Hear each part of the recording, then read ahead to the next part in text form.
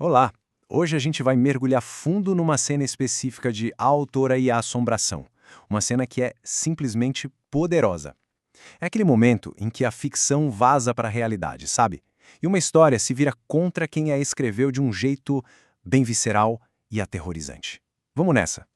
E a cena já abre com essa frase, uma acusação fria, direta, que joga a gente bem no meio do conflito. A primeira coisa que eu vi na cabeça é corvos. Quem são esses corvos? E esse parabéns aí, com um sarcasmo gigante, né? De cara já dá pra entender que algo terrível aconteceu por causa do nosso protagonista, o Lucas. Isso nos leva à pergunta central de toda essa análise. O que acontece quando as histórias decidem revidar? Quando os personagens que a gente cria resolvem que não vão mais seguir o roteiro? Para descobrir, primeiro a gente precisa dar uma olhada no cenário onde tudo isso acontece. Parte 1. A Biblioteca dos Pesadelos. E olha, pode esquecer aquela imagem de biblioteca silenciosa, com um cheirinho de livro. Aqui o negócio é bem diferente. A gente está entrando na manifestação física do terror literário, um lugar onde as metáforas se tornam perigosamente reais. A atmosfera desse lugar é construída com os detalhes bem grotescos. Imagina só, prateleiras que não são de madeira. Elas se retorcem, parecem serpentes de pedra, e são feitas de vértebras humanas.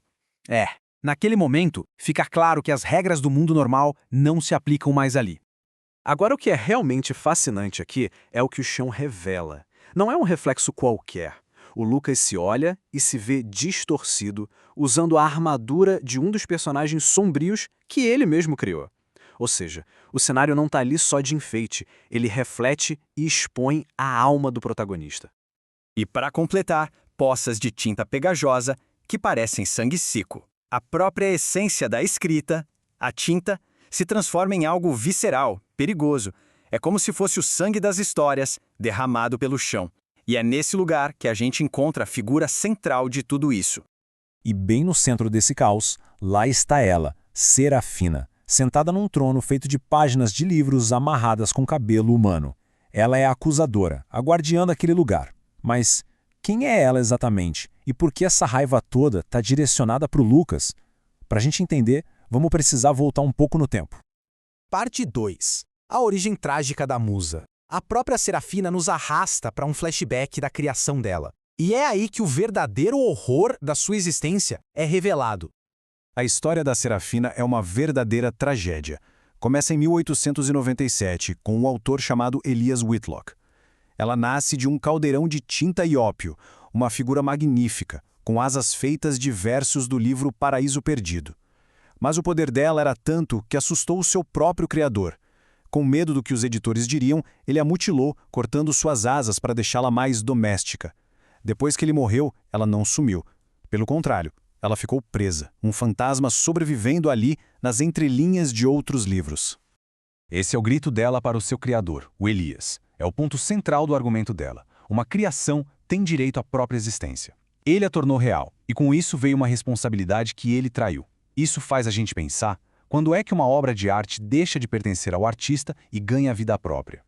E isso nos traz de volta para o presente. Na parte 3, o criador covarde. A história da Serafina não é só um lamento, é uma arma apontada diretamente para o Lucas.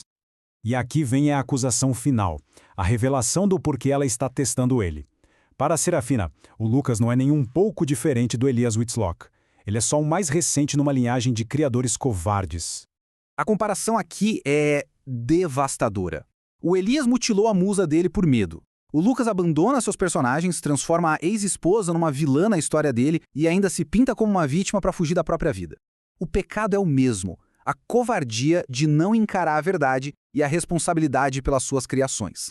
Mas a conexão entre eles é mais do que só temática. Na parte 4, Cicatrizes de Palavras, a gente descobre um vínculo físico inegável que une os dois.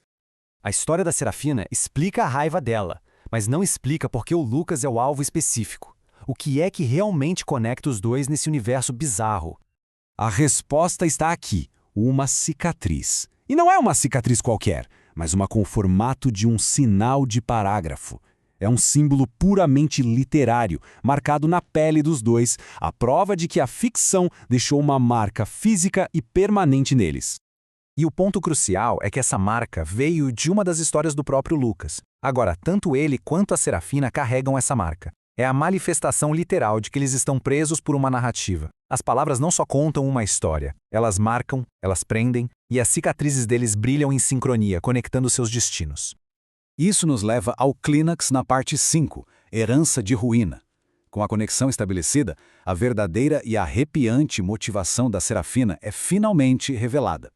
Esquece redenção. A Serafina não está ali para guiar o Lucas. Ela está esperando. Ela o enxerga como um catalisador para a destruição. E quando tudo desmoronar, ela vai estar lá para reivindicar os destroços. É um plano forjado em um século de dor. Mas antes que o Lucas possa processar essa revelação, a realidade invade a biblioteca com um som familiar e desesperado. É o grito da Clara, a pessoa que ele supostamente foi até ali para salvar.